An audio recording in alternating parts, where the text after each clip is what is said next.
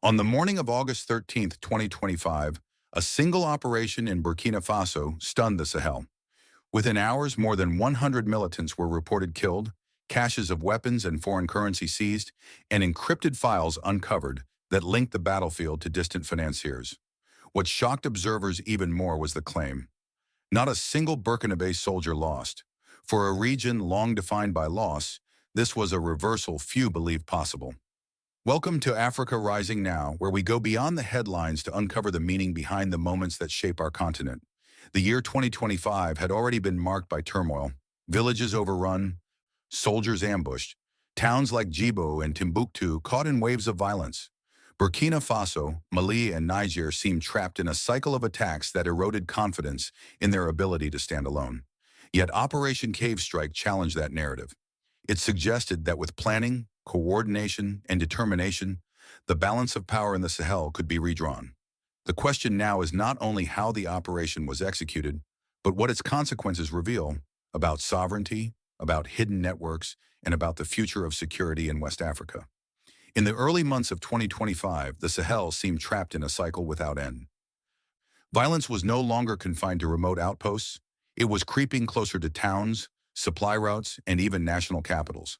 In Burkina Faso, Mali, and Niger, the young Alliance of Sahel States, the pressure mounted week by week. On May 11, 2025, the town of Djibo in northern Burkina Faso suffered a devastating blow. More than 100 people, soldiers, local defense volunteers, and civilians, were killed in a single coordinated assault. The images of burned-out homes and grieving families spread quickly, deepening a sense of vulnerability. Less than a month later, on June 2nd, Timbuktu was shaken as militants stormed a military base, occupied it briefly, and retreated before reinforcements could arrive. In Niger, ambushes in April and May left 70 soldiers dead. Each attack carried the same message. The militants were organized, emboldened, and determined to test the resolve of national armies. Observers noted that these were not isolated strikes. Groups such as Jama'at Nasr al-Islam wal-Muslimin, JNIM, and the Islamic State in the Greater Sahara, EIGS, were refining their methods. They blocked roads, disrupted food supplies, and launched simultaneous assaults designed to spread fear and expose weak points. They used drones, encrypted communications, and financial networks that stretched far beyond the Sahel. And in the shadows, they exploited local grievances, especially within the Fulani community, to draw recruits into their ranks. By mid-2025, the Sahel was on edge. It was against this backdrop that August 13, 2025 became a day to remember. At 4:23 a.m., near the Burkina Faso-Mali border, the armed forces of Burkina Faso launched what they called Operation Cave Strike. It was not an improvised reaction, but the result of weeks of preparation, intelligence gathering, and coordination. The operation unfolded in deliberate stages. First, surveillance drones mapped the cave complex, tracing every entry and movement without alerting those inside. Then helicopters carried out precision strikes, sealing exits and destroying weapon depots. With escape routes cut, armored vehicles advanced, and elite units moved toward the cave entrances. What followed was a disciplined ground assault, room by room, passage by passage, until silence replaced the gunfire. The outcome astonished even seasoned analysts. 107 militants were confirmed dead. Not a single Burkinabè soldier was lost. Alongside the bodies, soldiers seized rocket launchers, heavy machine guns, and explosives. Even more striking was the discovery of cash in multiple foreign currencies and communication devices filled with plans for attacks across 3 countries. The caves, it turned out, were more than a fortress. They were a command center and a vault of secrets. For many in Burkina Faso and across the Sahel, this was more than a military victory. It was proof that African armies could organize, execute, and succeed against threats long thought insurmountable. The claim of 0 casualties on the Burkinabè side became a symbol of discipline and modernization, a sharp contrast to the chaos and heavy losses of earlier battles. Yet the significance of Operation Cave Strike 2025 extends beyond the battlefield. The evidence uncovered suggested that the militants' reach was not limited to rural strongholds. There were financial ledgers hinting at foreign backers, encrypted calls tied to contacts abroad, and plans that connected local insurgency to broader networks. What began as a military action quickly became an intelligence breakthrough, with implications far beyond Burkina Faso. This is why the events of August 13th are remembered not just as the day more than 100 militants were defeated, but as the day hidden links began to surface. The caves revealed that the Sahel's conflict was not only about terrain and tactics, it was also about money, influence, and the unseen hands shaping the fight. The battlefield had been cleared, but the discoveries inside those caves would raise questions that no drone or helicopter could answer. Who was financing these groups? Which networks stood behind the flow of weapons and cash? And how far beyond the Sahel did those shadows extend? The caves were cleared, but the story of August 13, 2025 did not end with silence. What the Burkinabè soldiers carried out of those tunnels was not only captured weapons, but revelations. Phones, laptops, ledgers, and communication devices told a story more dangerous than rifles and explosives. A story of money flowing across borders, of encrypted orders linking villages in the Sahel to financiers thousands of kilometers away, of strategies drawn up not in dusty encampments, but in distant offices. Intelligence analysts quickly realized the scale of the breakthrough. The devices contained maps of future assaults on military bases in Burkina Faso, Mali, and Niger. There were plans to strike supply routes, to destabilize towns, and even to probe national capitals. The files also revealed recruitment material aimed not only at vulnerable Sahelian youth, but at students in Europe and North America, showing how local conflict was tied to global networks. The financial evidence was equally striking. Stacks of foreign currency, US dollars, euros, British pounds, suggested recent and organized transfers. Analysts pointed out that such sums could not have been raised in isolated desert camps. This was evidence of structured funding, routed through international banking systems, informal Hawala networks, and even cryptocurrency transactions. The implication was clear. The violence tearing at Burkina Faso and its neighbors was not merely a local insurgency. It was being sustained, at least in part, by resources and directives from far beyond West Africa. The response across the region was immediate. In Mali and Niger, governments studied the cave strike model, combining satellite intelligence, drone surveillance, precision airstrikes, and disciplined ground maneuvers. Within weeks, both countries launched joint operations using intelligence shared by Burkina Faso. In one coordinated action, 67 militants were killed across Mali and Niger. It was the first sign of a new kind of cooperation, Sahel armies working side by side, independent of foreign troops, using their own networks and equipment. For civilians, the victory carried symbolic weight. In 12 villages previously held by militants, residents returned to their homes under the protection of state forces. Markets reopened, schools resumed, and aid convoys began to reach areas long cut off by blockades. One village elder in northern Burkina Faso told reporters, "Our children can walk to class again. The sound of guns has been replaced by the sound of lessons." For communities exhausted by years of displacement, the change felt like more than a military success. It felt like a small glimpse of normal life restored. The international response, however, was more complex. Across Africa, leaders praised Burkina Faso's achievement. Colonel Assimi Goïta of Mali declared that the operation proved the strength of African solutions to African problems. In Niger, General Abdourahmane Tiani called the victory a triumph for the Sahel's sovereignty. Even South Africa's president, Cyril Ramaphosa, remarked that Burkina Faso had shown the continent could defend itself with discipline and determination. On social media, the reaction was electric. Hashtags such as Shark Cave Strike Victory and African Military Power trended across platforms, amassing billions of views and shares. Images of Burkinabè soldiers standing at the cave entrances circulated widely, celebrated as symbols of resilience and defiance. Youth in Nairobi, Lagos, and Accra organized marches in support, waving signs that read, "Africa can defend itself."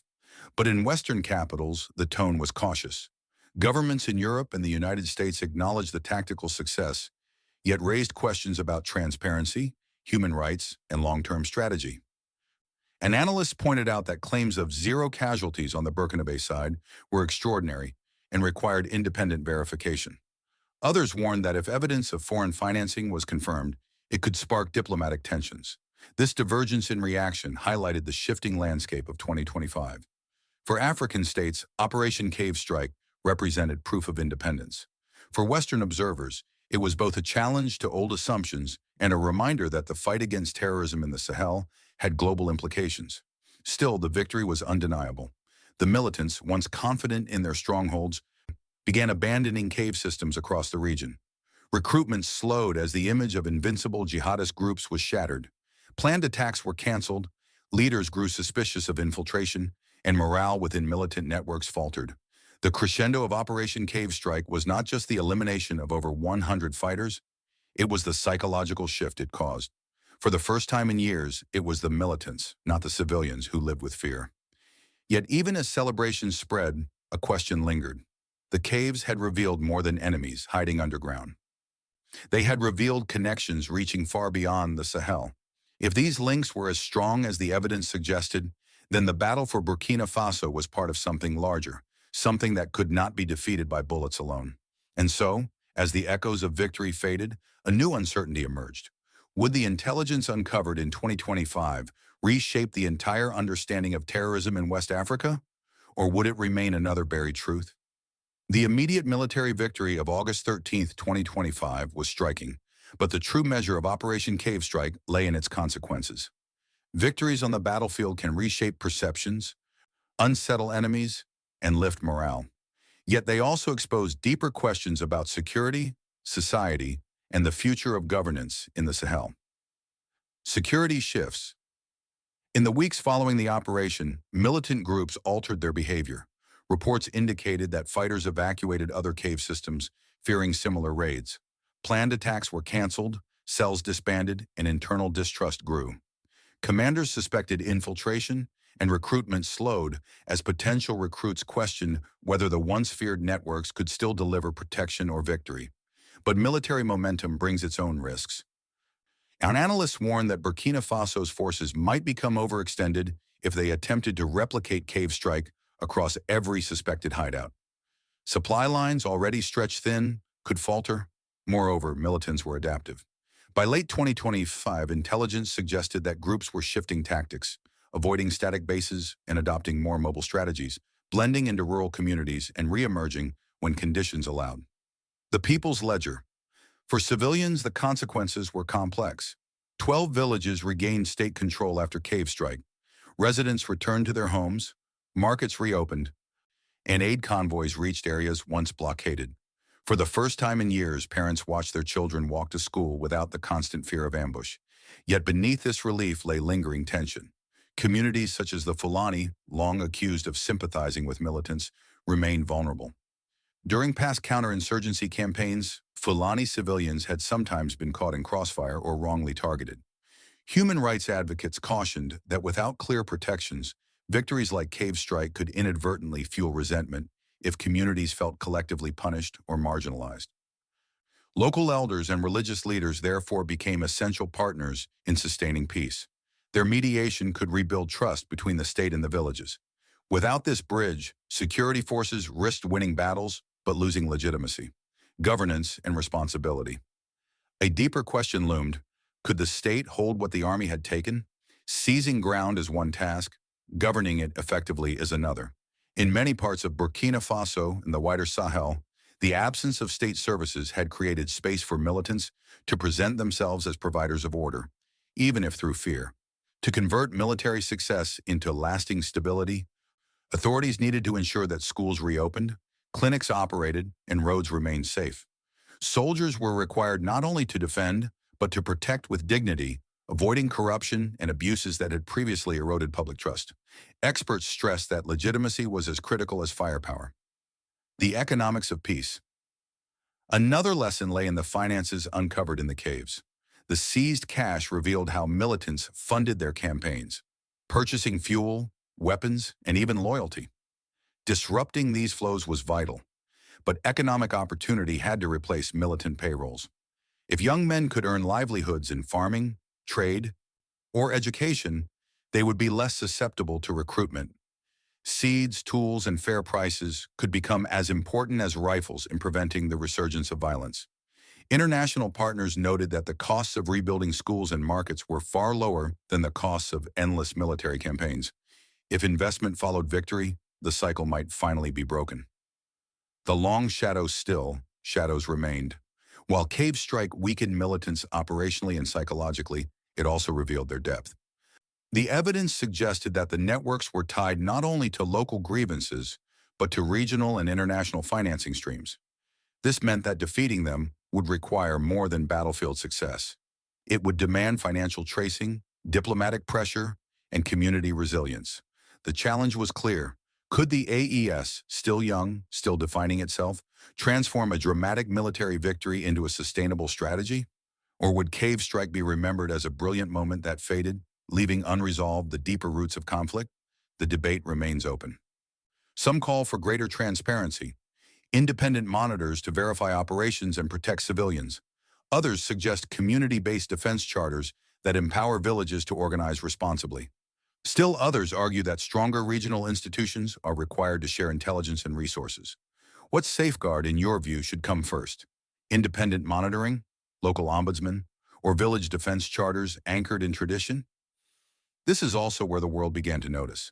Global coverage surged, with headlines about Ibrahim Traoré news highlighting both the triumph and the questions. Would this young captain's bold strategy mark a turning point, or would it face the same limitations that haunted past campaigns? The caves of 2025 brought answers, but also new uncertainties. Maps can be redrawn by courage, but they can only be held by conscience. And so the question lingers. Who will hold leaders accountable when victory on the battlefield demands integrity and governance? The shockwaves of Operation Cave Strike, August 13, 2025, traveled far beyond the Sahel. What unfolded in the caves along the Burkina Faso-Mali border soon became a subject of debate in Washington, Paris, Brussels, and Addis Ababa. It was no longer a story confined to dusty valleys. It was a story reshaping international policy. In the United States, policymakers examined the operation through the lens of counterterrorism. On one hand, military experts acknowledged the tactical brilliance, intelligence-led planning, precision strikes, and disciplined ground maneuvers, all hallmarks of modern warfare. Some veterans even remarked that the operation demonstrated a level of coordination that rivaled Western campaigns in Afghanistan or Iraq. Yet American analysts also raised questions. Could claims of zero casualties on the Burkinabè side be independently verified? Were the seized financial records reliable evidence of foreign involvement, or would they require forensic auditing? Human rights organizations, too, voiced concerns. How would civilians, especially marginalized groups such as the Fulani, be protected in future operations? The U.S. government thus responded with a careful balance, praising the AES for taking ownership of its security while urging transparency, accountability, and protection of civilian lives. Europe and beyond in Europe, reactions were mixed. France, once the dominant security partner in the Sahel, observed the operation with unease. The victory underscored the shift away from French influence and toward a model of African-led diversified partnerships. Germany and the European Union, meanwhile, focused on humanitarian concerns, warning that without investment in schools, clinics, and livelihoods, military gains might evaporate. Elsewhere on the continent, the reaction was celebratory. Leaders across Africa hailed Burkina Faso's achievement as a milestone in continental sovereignty. In Nairobi, Accra, and Johannesburg, commentators described Cave Strike as proof that African states could shape their own security destiny without foreign troops on the ground. The global conversation. On social media, narratives diverged sharply. Hashtags celebrated Burkinabè soldiers as heroes, while skeptics demanded independent investigations. Diaspora communities debated whether Cave Strike was the dawn of a new African confidence or simply one operation in a much longer struggle. For the wider world, the operation raised a deeper question. What role should external powers play in a region determined to assert independence? Too much interference could undermine legitimacy. Too little support could leave gaps in intelligence, training, and resources. Striking the balance would define international relations with the AES in the years ahead. Amid this debate, headlines about Burkina Faso news surged globally. Some portrayed Captain Traoré as a symbol of defiance, others as a leader whose bold experiments would be tested by time. Either way, the world was watching. Power can win a battle, but wisdom must win the horizon. As 2025 unfolded, the critical question remained. Would the AES transform a dramatic victory into a lasting framework for security? Or would the world witness another cycle of celebration, followed by relapse into conflict? As the echoes of Operation Cave Strike 2025 settled across the Sahel, a larger challenge emerged. How to transform a single military triumph into a sustainable framework for security. Victories can inspire, but without careful stewardship, they risk fading into memory. The path ahead requires doctrine, discipline, and dignity. Doctrine Cave Strike revealed the effectiveness of coordinated intelligence, precision strikes, and community-based defense. To preserve momentum, the AES must codify these methods into doctrine. That means formalizing the integration of local defense forces, ensuring intelligence sharing across borders, and developing standard operating procedures for complex environments such as caves and forests. Doctrine is not only about military manuals. It is about setting principles that future operations must uphold. Protect civilians, minimize collateral damage, and prioritize swift restoration of public services once territory is secured. Without this, battlefield gains risk being undermined by distrust. Discipline. The credibility of the AES rests not only on its ability to win battles, but on how it conducts itself afterward. Soldiers must be seen not as occupiers, but as guardians. Strict accountability is essential. Respect for human rights, lawful targeting, and firm consequences for misconduct. The operation's claim of zero casualties among Burkinabè forces is a point of pride, but any abuse against civilians could undo that achievement in the eyes of the population. International observers will also measure the AES by this standard. Transparency in reporting, openness to scrutiny, and adherence to international norms will strengthen legitimacy at home and abroad. Dignity. Perhaps the most vital element is dignity. The Sahel's people have endured years of displacement, fear, and neglect. True victory lies not only in defeating militants, but in restoring pride, sovereignty, and everyday life. Schools must reopen, markets must thrive, and clinics must serve without interruption. For villagers who have lived under militant blockade, the return of dignity will be the surest sign that change is real. Dignity also means reconciliation. Many young men were drawn into militant ranks, not out of ideology, but desperation. Offering paths for reintegration, alongside justice for serious crimes, could prevent new cycles of violence. A balance between mercy and firmness will be essential to building a future beyond fear. Looking ahead. The road ahead is uncertain, but the opportunity is historic. The AES has shown in 2025 that African states can design and execute sophisticated operations without foreign troops. The task now is to ensure that this model becomes a standard, not an exception. The question remains, will Operation Cave Strike be remembered as the dawn of a new security doctrine for Africa, or as a fleeting moment of triumph? The answer depends not on the caves already cleared, but on the roads still to be built.